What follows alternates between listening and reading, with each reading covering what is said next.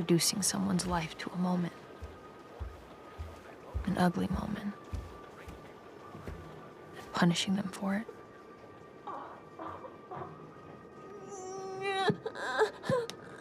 That's what cops do.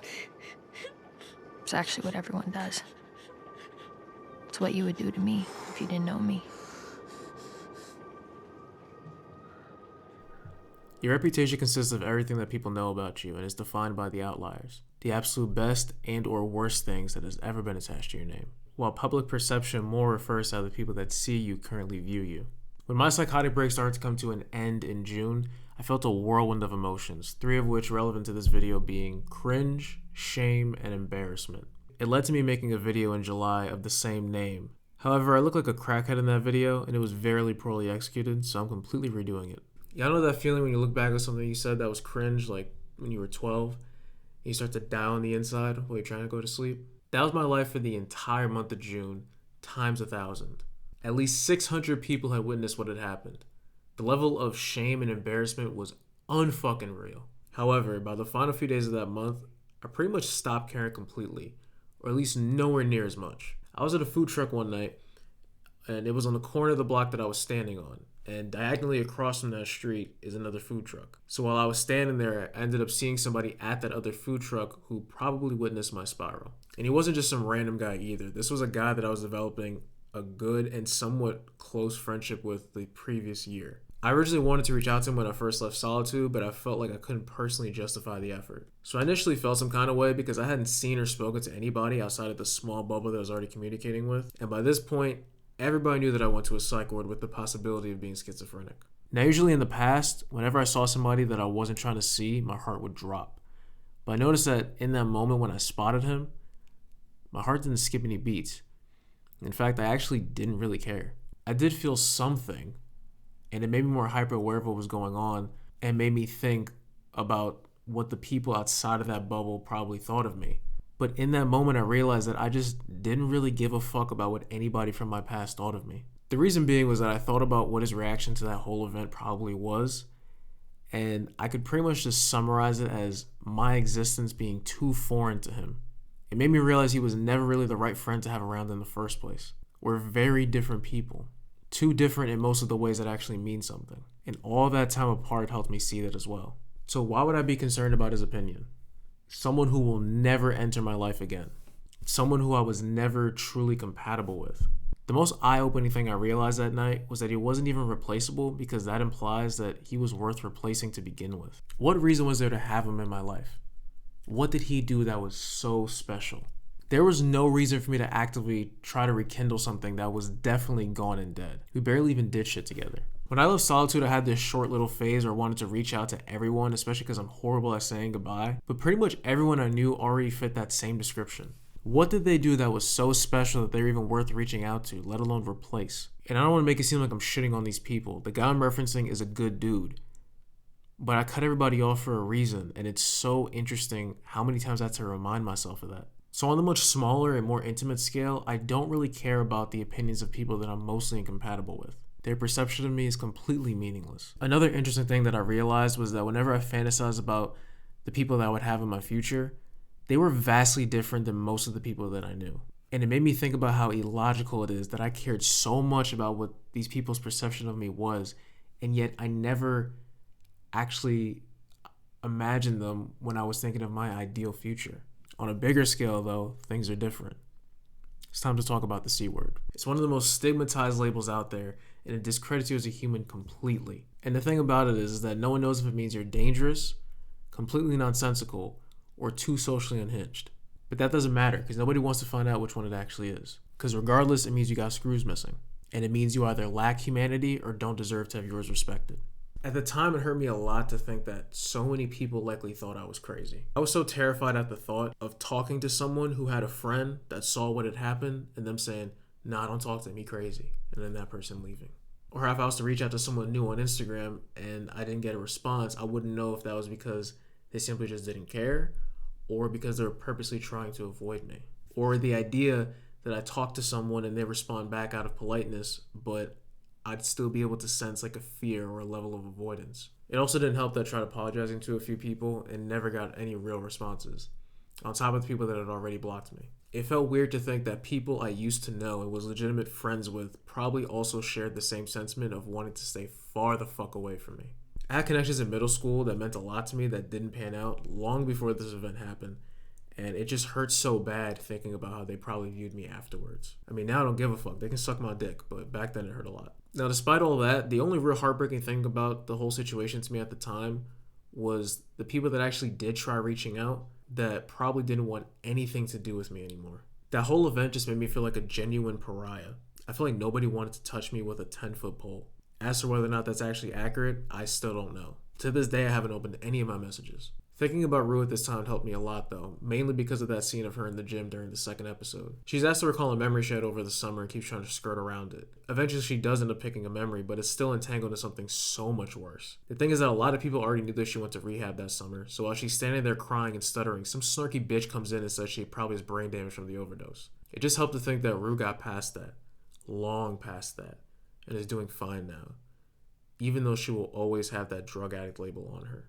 I said it in the original video and I'll say it again that yes, it does feel dumb to have TV affect your real life, but I can't say it didn't help. Interestingly, that snarky bitch actually does remind me of something else, which is that when it comes to labels, it can say a lot more about the person using it than the person receiving it. Like growing up, I was definitely made aware of the frequency in which women were painted out as crazy simply for having some baggage, and I always thought that was highly unfair. So in examples like those, I think it communicates a lot about your own intelligence and your ability to empathize. A label coming from one person can mean a whole lot less than it coming from another. Now on the flip side of things, I sometimes actually enjoy the perception that I'm crazy because I spent my entire life having people downplay and invalidate the shit that was happening to me and the things that I was trying to overcome. And to be called that feels like an inherent acknowledgement that those events actually took place. And there's also a silver lining within that label, which is the freedom to pretty much say and do whatever you want. You've already been handed the worst label you could possibly get without committing a crime, so it's not like you can actually make things any worse. But most of the time, it still feels horrible when someone calls you crazy because it feels like they're saying it's your fault you ended up like this. And when you really think about it, it doesn't really make much sense, and that's not what they're really saying. But there's so much shame attached to that kind of language. And the point of shame is that you did something wrong and need to be better. But from my perspective, I was just a kid that was doing everything in his power to navigate really intense shit the best he could. And I honestly believe I did a spectacular job with the cards that I was given. So to ever be called that feels like someone saying, damn, you did a terrible job. It gets even more degrading depending on the kind of artist that you are. So you're gonna strip me of my humanity and then rave about the very work I've made that's deeply rooted in that humanity? How does that work? If the works weren't so deeply personal and emotional, then it wouldn't be as bad because the most acclaimed qualities of that work never had anything to do with direct expressions of their mind or heart. If people said, yeah, Travis Scott is insane, but the music is so fire, I wouldn't really care. And the same applies if it was like Chief Keef or Kevin Gates. But for someone like Kanye, who unfortunately is becoming a worse example to generally use with each passing year, it was still aggravating to see people rave about the beauty of his emotional works while still simultaneously treating him like he's not a person. And none of this is to say that I've never viewed people as crazy before or that I don't still do it occasionally. But I generally don't believe that I should have the power to influence how other people judge someone's humanity. So I don't speak on people that way. Overall, the C word is something that I clearly don't like or appreciate, but at the same time, I'd also rather not be lied to. I don't want to live in a fake reality where people feel like they need to hold their tongue around me and hide how they really feel. Because you basically honing me. You treat me like a bitch.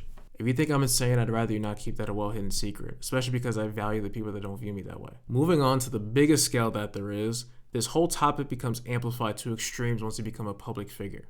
Not only does your career depend on your reputation and image, you now have a whole new problem to deal with. The media, consisting of bottom-of-the-barrel vultures willing to spin any narrative for a click, or to simply try to get rid of someone that they don't like. And this doesn't just apply to the mainstream media. This very much applies to content creators across all platforms. Y'all remember how fast items got people packed up back in the day? Killed Leafy's career dead in its tracks. And still today, there are countless channels that take no issue in making hit pieces on those that they don't like to help sway public perception, so they can tarnish someone's reputation. And on top of all that lies the unfortunate fact that everything is documented. That's what makes me terrified that I'll go through another event and it costing me everything. I've thought about how much worse my life would be if what happened to me happened while I already had a career. The idea that anyone would be able to go back and watch me at my lowest point whenever they want because it would have all been documented in real time. The fact of knowing that there would be so many shitty ass YouTube commentary channels talking about it. The unraveling of Blessing Stranded. The rise and fall of... I'm not trying to see that shit, bro. Not to mention the idea of someone else getting a bag off of my misfortune with minimal effort. It makes me think about Etika, what his experience would have been like trying to move on from such a huge spectacle, especially that last video he posted. Knowing how shitty his community was around the time of his death, I imagine those same people would have never let him move past what had happened. But even if his community wasn't so bad, I still wonder how it would have felt knowing that something that intense would be online forever. For anyone to view, criticize, and discuss forever. I just wonder if he would have been able to truly move on and find peace. Moving past all that, your reputation can actually grant you the privilege of being given the benefit of the doubt in a situation. If someone with a squeaky clean rep is accused of something heinous, a lot of people will be willing to defend them just off that alone. I already hate liars, but if there's any reason for me to stay truthful on this platform, it's because there really might be a day where my only line of defense is whatever comes out of my mouth. And I'd be at the mercy of the people as to whether or not they actually believe me. And that is a terrifying thought. False or misleading accusations is one of the scariest shit that a man can think of. Because even if you prove your innocence, there will still always be people that either don't believe you or will never take time to actually learn about the situation. They'll just see the existence of accusations and look the other way. I mean, we just had the Quiet situation about a week ago. I'm sorry. Now let's talk about X. If you were anywhere near the rap scene, anywhere, you pretty much knew all the bad shit there was to know about him. That's how loud it was. But he still managed to have a promising career and a legendary one while he was still with us because he had an authenticity that couldn't be matched. And he had too much success for you to try to reduce it to him simply having had a young fan base, even though that is accurate. X was trying to change before he passed, and I really do wonder if the world would have let him move past the things that he had done. Obviously, I don't expect the entire world to ever collectively forgive and forget towards an individual, but the hate towards X was almost as loud as the love, and that's a rare thing to witness. And when I say people hated him, I mean people hated him, bro. Social media after his death was a very odd time because it seemed like half the people were taking his death seriously and the other half would have pissed on his grave and hit the Millie Rock if they had the chance. But notice that. Notice how I'm still bringing up the worst parts of his legacy years after his passing. It's not for no reason, of course, but that stain on his legacy pretty much became his legacy. Not all of it, but a lot of it. Once your name is attached to something, the two are bound forever. The hardest labels to remove only take about a second to earn. The other thing about being a person in general that's amplified when you're a public figure is people having the wrong perception of you. You can obviously control what you put out, but you can't control what people think of it. So you pretty much have power over the area of thought, but not the range. This was something that actually pissed me off a lot last year, with people painting me out to seem as if I was like my past self. And it added to my frustrations at the time that nobody was understanding me. And even to this day, I still will occasionally have people say something about me that is wildly inaccurate, because they think the kid that they knew a few years ago was actually me. But something I try to remind myself is that I exist in the capacity that people are able to understand me. How someone views me is entirely based off their own experiences, their beliefs, their perspective, and the way that they view life. Everyone, literally everyone, is projecting what you look like through their lens, and that helps to not take anything personal. Ariana Grande surprisingly said something eye-opening on this too, which was that people are reacting to the image, the poster, the song, the album, Ariana Grande, not the actual person. I also saw a tweet about how no one knows who you actually are but you, which was such a creepy thing for me to realize, especially for someone like me. But again, it helps to remind me to not take certain comments personally. I will still say though, it's annoying when someone confidently makes a very dumb assumption about you. And now you're wondering if you do or say things that give other people the same impression, or if that person's just stupid. And if it is something you do, which could be as simple as how you choose to interact with your social medias, you might now feel obligated to change your behavior. It's also so easy for people to reduce you to a singular trait when they either don't like you or don't care to try to understand you. The Weeknd is a fun example. I used to think he was woe is me, I'm a fuckboy ass music that girls listen to. So I never gave him a real chance. But then I saw this video pop up from Quality Culture with the biggest draw being the thumbnail. Weird to think how that moment changed my life. The last thing I want to bring up is that as long as you're hot or provide entertainment, a lot of people have much less of a fuck to give, especially when you're considered one of the greatest at what you do. It's as amazing as it is disturbing how much people are willing to warp their own morals when it comes to someone they like as either a figure or a creator. And I'm not even talking about obsessive fans, I'm talking about regular ass people. Like, I don't really give a shit about the things that Kanye says, but it's so wild seeing many people's unironic defense being that he's a creative genius. Allegations of him promoting the dumbest movement of the 20th century, and that's your best line of defense? Both Kanye's recent behavior and the Aatrox situation made me believe that they were both legitimately done for. But then it turned out that for all the vitriol they received at the time, nobody really seems to care anymore. Yes, to a lot of people, one is just a psychotic Nazi and other is a closeted creep, but the internet seemingly doesn't care anymore. And that's what's so weird about it. The internet is so inconsistent. It'll do the most to try to pack a nigga up, but sometimes all you really gotta do is just wait it out. and then it's like nothing happened. But other times it'll be years since an event, and it's like there isn't a single soul that is willing to let it go. The one thing that no one is immune to, though, is people digging up past events whenever something new happens. It's also funny how where you get your come up from and where your image is being presented is just as crucial as what it actually entails. We've had literal serial killers in rap that no one took real issue with, yet people acted like Will Smith shot the nigga on stage. With all that being said, I'm kind of nervous about my video on the mental health system. I still don't know how much I'm willing to expose myself in order to increase the odds of that video's success. A video that could very easily cost me my whole career, but is bound to help at least someone, so it's worth it. And either way, fuck these niggas.